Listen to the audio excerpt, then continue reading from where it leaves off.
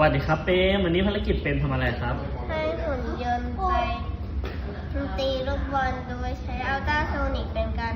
เข้าหาวัตถุหรือถอยหลังออกจากวัตถุโอเคมีบอลกี่ลูกครับวันนี้5 ลูกโอเคมาถ้าพร้อมแล้วเริ่มเลยครับนี่ครับวันนี้ทำเองหมดเลย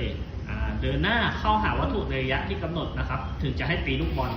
จากนั้นใช้อัลตราโซนิกถอยหลังกันครับแล้วก็เลี้ยววันนี้จะใช้อัลตราโซนิกในการเดินหน้าและถอยหลังทั้งหมดเลย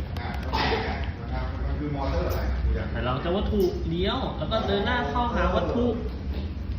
พอเจอวัตถุปุ๊บหยุดตีลูกบอลแล้วก็ถอยหลังจากวัตถุอีก